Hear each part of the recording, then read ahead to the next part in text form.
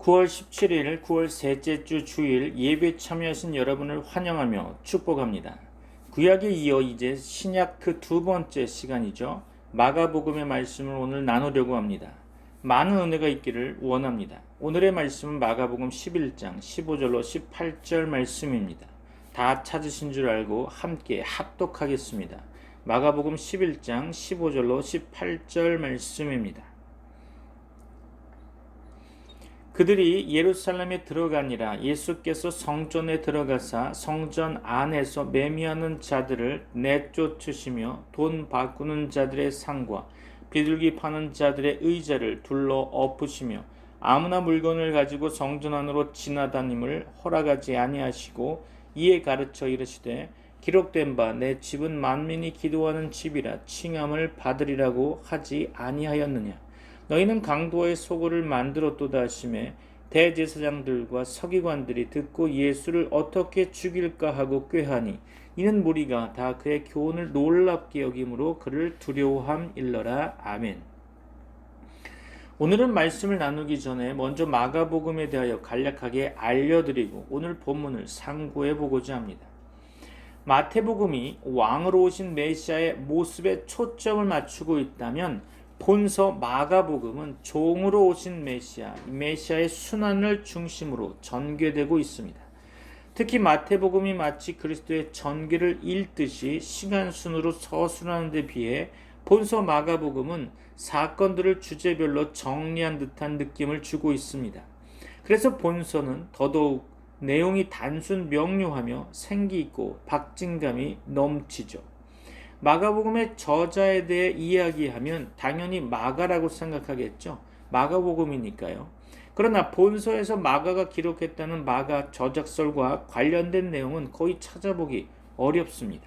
그러나 몇 가지를 보아서 추정할 수 있겠죠. 첫 번째로 보아녹에 고르반, 에바다, 아바 등 8개의 아람어가 사용되고 있다는 점. 두 번째로 헬라어에는 그리 능숙하지 못한다는 점. 세 번째로 레기온, 고드란트, 브라이도리온 등 여러 개의 라틴어가 사용되고 있다는 점. 네 번째로 유대 풍습에 익숙하고 예루살렘 지리에 밝은 점. 다섯 번째로 이방인의 믿음에 많은 관심을 가지고 있다는 점. 여섯 번째로 예수님을 직접 목격한 자가 아니라는 점.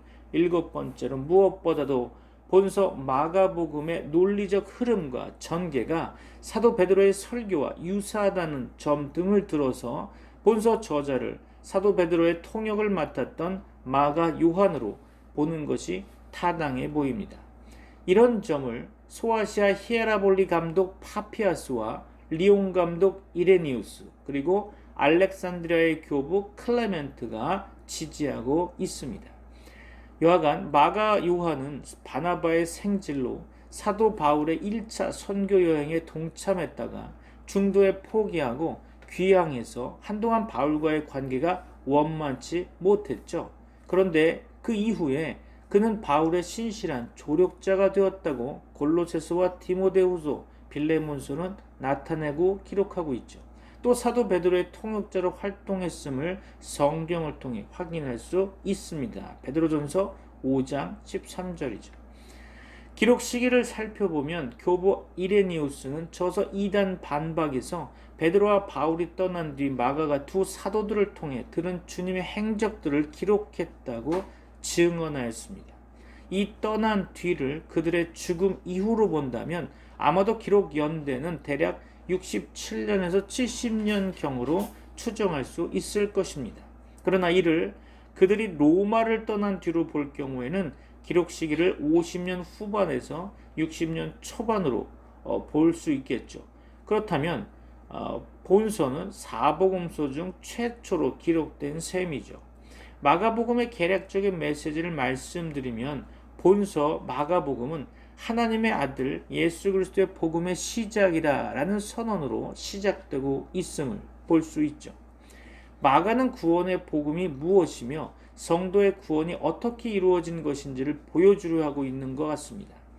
그리고는 본서의 3분의 1에 해당하는 부분을 모두 예수 그리스도의 고난과 박해, 십자가 죽음으로 다뤄지고 있는 유일한 성경이죠. 이것은 무엇을 의미하겠습니까? 구원은 예수 그리스도의 십자가 죽음으로 시작되었음을 말해주고 있는 거죠. 고난과 죽음이 없이는 결코 부활의 영화로움이 있을 수 없음을 마가는 보여주려 했던 것 같습니다. 그가 로마에서 본서를 기록했다면 그는 당시 네로 황제의 어마어마한 기독교 박해에 직면했을 것입니다. 그리고 수많은 성도들이 순교당하고 예수님의 제자들마저 한 사람씩 순교해 가는 것을 지켜봤을 겁니다. 이런 와중에 당시 생존에 있던 많은 성도들은 큰 두려움에 떨고 있었겠죠. 마가는 이런 성도들을 향해 주님께서 몸소 겪으신 고난과 십자가 죽음을 당당하고 명쾌한 필체로 써 내려갔을 것입니다. 장차 세상 마지막 날 주어질 햇빛보다 더 밝고 찬란한 면류관을 바라보면서 말이죠. 오늘 본문의 말씀을 깊이 살펴보려고 합니다. 마가복음 11장에서는 예수님께서 성전을 깨끗하게 하는 성전 정화 사건이 기록되어 있죠. 예루살렘에 들어가신 예수님은 성전 안에서 매매하는 자들을 내쫓아내시고 돈 바꾸는 자들의 상과 비둘기 파는 자들의 의자를 둘러 엎으셨습니다. 아무나 물건을 가지고 성전 안으로 지나다니지 못하도록 하셨죠. 이 성전은 만민이 기도하는 집이라고 말씀하시기도 했습니다. 유대인들은 항상 부정을 씻기 위해 성전에서 하나님께 제사를 드렸죠. 유대인들이 가장 싫어하는 것이 바로 부정입니다. 그들은 부지 중에라도 부정이 있을까봐 물로 항상 손과 발을 씻었죠. 부정해지면 하나님 앞에 나갈 수 없기 때문에 더욱더 신경 썼을 겁니다. 성전에 나가서 제사를 드리려면 제물이 있어야 하겠죠. 그런데 예수님 당시에는 예루살렘에서 제물로 드리기 위해 특별히 제사장들이 관리하에 양과 염소와 비둘기들을 키우게 되었죠. 예루살렘을 순례하는 자들이 여행을 하면서 제물로 가지고 오기에는 너무 힘이 들고 혹시 모를 제물의 부정 때문에 예루살렘에서 키우는 제물을 사서 성전에 들어가 제사를 드렸던 것입니다. 참 편리하죠. 또한 성전세를 하나님께 드려야 했습니다. 이 성전세는 반드시 내야 하는 것인데요. 거지라도 속전세를 하나님께 드려 자신의 생명을 속전해야 했습니다. 바로 예수 그리스도로 속전받아 구원을 얻는 것을 상징하고 있는 거죠. 이 속전세는 부자나 가난한 자나 동일하게 내야 했습니다. 부자라고 더 내며 가난한 자라고 덜 내는 것이 아니었죠. 구원은 부자나 가난한 자나 모두 예수 그리스도의 십자가 보혈을 통해 구원을 받는 것을 의미한다고 할 수 있겠죠. 이 시간 예수 그리스도께서 성전을 정화시키시며 하나님께 온전하게 영광을 돌리는 성전이 되기를 원하시는 것처럼 우리도 우리의 마음과 우리가 섬기는 교회가 주님의 온전한 뜻을 세워 오직 십자가 복음만 전파되는 교회와 우리의 마음이 되어야겠죠. 마가복음 11장 15절 볼까요? 그들이 예루살렘에 들어가니라. 예수께서 성전에 들어가사 성전 안에서 매매하는 자들을 내쫓으시며 돈 바꾸는 자들의 상과 비둘기 파는 자들의 의자를 둘러 엎으시며. 그렇죠. 예수님께서는 예루살렘의 성전에 들어가셔서 성전 안에서 매매하는 자들을 내쫓고 계십니다. 또한 성전세로 바꾸어 자신의 배를 불리는 자들과 비둘기의 재물을 팔아 자신의 욕심을 채우고 있는 자들을 그렇게 하지 못하도록 예수님께서 저지하고 계신 거죠. 예수님께서 예루살렘 성전에 들어가셨는데 예수님의 눈에 비친 모습들은 모두가 자신의 욕심에 가득 채워진 모습들로 자신들의 유익을 위해 성전세를 바꾸어 주고 있고 비둘기의 재물을 성전에서 매매하면서 돈을 벌기 위한 수단으로 재물을 팔고 있는 모습을 보았던 것입니다. 예수님은 화가 나셨죠. 하나님께 영광을 돌리며 제사를 드려야 할 거룩한 장소에서 자신의 욕심을 채우기 위해 장사를 하는 모습들이 너무나 좋지 않아 보였기 때문입니다. 그래서 예수님께서 장사하는 자들에게 다가가셔서 부정행위들을 하지 못하도록 엎으신 거죠. 예수님께서 예루살렘 성전에 들어가시고 예수님은 비둘기 파는 자들과 매매하는 자들을 향하여 다가가 상을 엎으셨습니다. 그런데 성전에서 하나님께 영광을 돌려야 할 이곳에 제사장들과 사람들이 타락하여 육체의 욕심을 따라 장사할 일이 이미 오래전부터 준비되어 시행해온 것이었습니다. 그리고 이 시간 예수님을 통해 그것이 저지당하고 있는 거죠. 예수님께서 능동적으로 성전을 청결하게 하시고 모든 더러워진 것들을 깨끗하게 하시기 위해 성전에 들어가셨던 것입니다. 마가복음 11장 16절 볼까요? 아무나 물건을 가지고 성전 안으로 지나다님을 허락하지 아니하시고. 그렇죠. 예수님께서는 아무나 물건을 가지고 성전 안으로 지나다님을 허락하지 않으셨습니다. 예수님께서는 성전의 기구를 아무나 손대지 못하게 하고 계신 거죠. 예수님께서는 성전에서 아무나 성전의 물건을 가지고 다니면서 성전 안으로 지나다니는 것을 허락하지 않으셨습니다. 성전에서 아무나 머물면서 하나님께 제사 드리고 평안함을 누리지 못하게 하셨던 것입니다. 구원받지 못한 자들이 성전 안에서 돌아다니는 것을 주님은 허락하지 않으신 것입니다. 예수 그리스도 안에 있을 때 영원한 안식이 있다는 것을 가르쳐 주시고 있는 거죠. 이미 성전에서 비둘기 팔고 성전세를 바꾸어 매매하던 자들은 구원받지 못한 자들일 것입니다. 자신의 소욕에 따라, 자신의 욕심에 따라 성전에 남아 있었던 자들이죠. 예수님은 이런 자들을 모두 쫓아 버리신 것이죠. 그리고 아무나 성전에서 기구를 가지고 다니지 못하게 하고 있는 것은 하나님께 선택받지 못한 자들은 절대 성전에 들어올 수 없는 것을 말씀하고 있는 것입니다. 예수님께서 직접 선택되지 못한 자들을 쫓아 버리는 거죠. 이런 자들은 절대 성전 안에 들어올 수가 없습니다. 주님께서 완전하게 쫓아버려 더 이상 평안함과 안식을 주시지 않기 때문이죠. 이것이 버림받은 자들의 최후입니다. 예수님께서 이들이 성전에 다니지 못하도록 허락하지 않으셨는데 영원히 성전 안에 들어오지 못하게 하신 것이 아닐까 생각해 봅니다. 선택받지 못한 자들은 주님의 평강과 안식에 영원히 참여할 수 없는 것입니다. 이것을 볼 때 교회 안에 있다고 해서 모두가 구원을 받는 것은 아니라는 것을 알 수 있겠죠. 교회에서 복음의 말씀으로 확신을 얻지 못하고 세상의 욕심만 따라가면서 자신의 유익을 위해 신앙생활하는 자들은 구원받았다는 착각 속에 빠져 살아가는 거죠. 우리는 주님으로부터 확실히 선택받은 백성으로 구원을 얻어 영원히 주님 안에서 평강과 안식을 얻고 천국에 거주하는 자가 되었다는 것을 확실히 믿으시기 바랍니다. 아멘이시죠? 마가복음 11장 17절입니다. 이에 가르쳐 이르시되 기록된 바 내 집은 만민이 기도하는 집이라 칭함을 받으리라고 하지 아니하였느냐. 너희는 강도의 소굴을 만들었도다 하시매. 아멘. 예수님께서는 성전에서 매매하는 자들과 비둘기 파는 자들을 모두 쫓아내시고 바로 천국 복음을 가르쳐 주시고 있습니다. 무엇이 진정한 하나님의 성전인지를 말씀해 주시는 거죠. 바로 성전은 만민이 기도하는 집이라는 것입니다. 많은 자들이 성전에 나와 기도하면서 하나님께 영광을 돌려드리는 장소인 거죠. 예수님께서는 성전을 청결하게 하시고 나서 바로 하나님의 성전이 어떤 곳인지를 따르던 자들에게 가르쳐 주시고 있습니다. 이 말씀을 들은 자들은 하나님의 성전에 대해서 말씀으로 듣고 배워 교훈을 받게 된 거죠.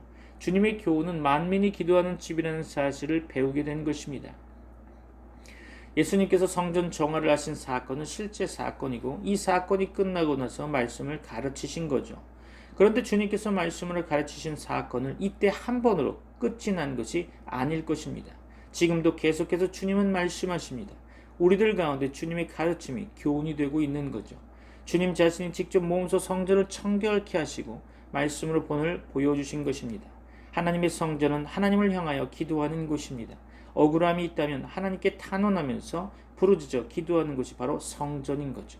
기도한다는 의미를 가진 히브리 단어 테필라의 히브리적 의미는 십자가에 못 박혀 죽으신 예수 그리스도로 인해 생명을 계약받은 자들이 마음으로 믿어 입으로 고백하고 주님의 말씀으로 통제함을 받아 복음의 말씀을 배우고 삶에 적용하여 주님과 영원히 호흡하며 예배드리는 삶을 산다는 의미일 것입니다. 기도하는 것은 바로 십자가에 못 박혀 죽임당하신 예수 그리스도를 인정하는 거죠. 그리고 예수님으로 인하여 생명을 얻은 것이며 항상 우리의 입으로 주님을 시인하는 것입니다. 또한 우리의 모든 삶에 예수 그리스도와 호흡하는 삶을 살고 말씀으로 인도받아 살아가는 것을 말하는 것입니다. 기도는 호흡이며 우리의 삶을 이끌어가는 원동력이 되는 것입니다. 이것이 교회이며 주님이 영원히 거하는 곳인 구원받은 백성들의 마음인 것입니다. 성전을 강도의 구렬로 만든 자들은 두더지가 땅에 굴을 파고 살면서 어둠을 좋아하는 동물처럼 이적과 기적을 나타내 많은 사람들을 미혹하여 영적으로 죽음에 이르게 하는 자들을 말하는 것일 수도 있습니다. 이들은 같은 동포들을 죽이고 돈을 뜯어내어 사는 자들이었죠. 두더지는 어둠을 좋아하고 빛을 싫어합니다. 예수님이 이 땅에 빛으로 오셨죠. 그런데 어둠들이 빛을 보고 깨닫지 못했던 것입니다. 우리도 교회를 강도의 구렬로 만들면 안 될 것입니다. 강도는 다른 사람의 것을 억지로 빼앗고 파괴하는 자들이죠. 바로 이 시대에 같은 성경을 가지고 기이한 것을 행하며 이적과 기사를 나타내 영혼을 죽이는 극단적인 이단들을 상징한다고 봅니다. 이런 자들이 현재 교회 안에 너무나 많이 도사리고 있죠. 주님은 이런 자들을 책망하시고 있는 것입니다. 두더지 동굴로 하나님의 성전을 만들고 있는 거죠. 복음이 없는 교회는 빛이 없기 때문에 두더지 굴과 같은 교회가 되는 것입니다. 모든 사람들을 죽이게 되며 성도의 고역을 짜내서 고통을 주는 거죠. 오직 십자가 복음을 전파하여 하나님의 백성들을 살려내야 할 것입니다. 주님은 십자가 복음이 전파되는 교회를 기뻐하시고 또한 원하고 계십니다. 마가복음 11장 18절입니다. 대제사장들과 서기관들이 듣고 예수를 어떻게 죽일까 하고 꾀하니 이는 무리가 다 그의 교훈을 놀랍게 여김으로 그를 두려워함일러라. 아멘. 항상 예수님을 따라다니면서 예수님을 죽이려고 하던 무리들이 있었죠. 대제사장들과 서기관들이었습니다. 예수님을 죽이려고 하는 이유는 주님의 교훈이 너무나 놀랍기 때문에 대제사장들과 서기관들을 따르던 무리들이 그들을 따르지 않고 주님을 따르기 때문에 죽이려고 하는 것 같습니다. 대제사장들과 서기관들이 예수님을 죽이려고 교활하게 서로 모여 논의를 하고 있는 것을 마가는 언급하고 있죠. 그런데 이 모임은 사람을 죽이려고 하는 아주 사악한 자들의 모임으로 보입니다. 예수님을 속이고 죽이기 위해 모여서 토론하고 있기 때문이죠. 이렇게 대제사장들과 서기관들이 서로 모여서 예수님을 죽이려고 논의하는 이유는 예수님을 따르는 자들이 너무나 많았기 때문일 것입니다. 이들은 서로 논의하면서 예수님을 죽이기로 도모하고 그들의 행동에 옮기게 되죠. 결국 이들이 논의하여 예수님을 죽이려고 한 것은 자신들의 유익을 위해 예수님을 죽이려고 했던 것입니다. 이들의 논의가 빛을 보고 열매로 거두어진 곳이 어디라고 생각하십니까? 바로 예수님을 십자가에 매달아 죽인 곳이죠. 이들은 아주 교활하여 많은 사람들을 지옥의 불못으로 인도하는 자들입니다. 자신의 이익이 있으면 무엇이든지 하는 자들이죠. 이 시대도 이런 자들이 얼마나 많은지 모릅니다. 교회 안에서 장사하고 자신의 유익을 위해 최선을 다하는 자들이죠. 자신에게 유익이 있다면 주님을 죽이는데 망설이지 않고 행동에 옮기는 자들입니다. 대제사장과 서기관들이 예수님을 보고 놀랐죠. 바로 주님의 얼굴을 보고 놀란 것입니다. 주님의 불꽃 같은 눈이 그들의 마음을 꿰뚫고 있었기 때문이 아닐까요? 그들의 심령을 살피고 바라보면서 권면의 말씀을 전파했기 때문일 것입니다. 많은 무리들은 주님의 말씀을 듣고 따르게 되었죠. 하지만 대제사장과 서기관들은 따르지 않았습니다. 주님께서는 우리의 심령 골수를 바라보고 있으며 우리의 생각까지도 모두 알고 계십니다. 우리는 항상 주님과 얼굴이 마주쳐야 합니다. 사랑하는 자들은 항상 눈을 마주보며 대화를 하게 되어 있죠. 신랑 되신 예수님과 신부인 우리가 항상 눈이 마주쳐 있어야 하지 않을까요?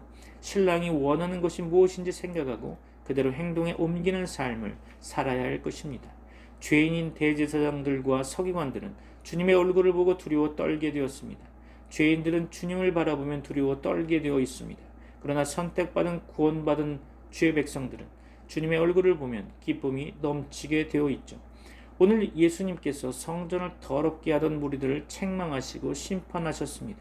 이 말씀은 지금 우리에게도 적용이 가능하겠죠. 마지막 날에 주님의 재림하시는데 우리의 심령의 성전이 타락하여 세상의 더러운 것들로 가득 채워 있다면 주님은 심판하실 것입니다. 이런 자들은 영원한 지옥의 불못으로 던져지게 되겠죠. 성전을 강도의 구렬로 만들었던 자들은 성전에서 영원히 쫓겨짐을 당해 성전 안으로 들어오지 못할 것입니다. 성전은 예수님께서 깨끗하게 하실 때만이 정화될 수 있는 것이죠. 우리의 심령도 주님께서 깨끗하게 해주시고 우리의 죄악들도 주님께서 십자가 보혈로 깨끗하게 씻겨주실 때에 깨끗해질 수 있는 것입니다. 이미 하나님께 선택받아 구원 얻은 자들은 십자가 보혈로 깨끗이 씻겨져서 성전에서 주님과 영원히 거주하게 될 것입니다.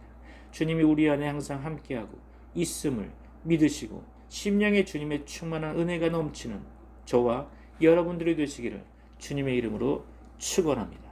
기도하겠습니다. 지금은 우리 주 예수 그리스도의 은혜와 하나님의 사랑과 성령님의 교통하심이 트리니티 미라클 교회 모든 권속들과 세계 교회 위에 이제부터 영원까지 함께 있을지어다. 아멘.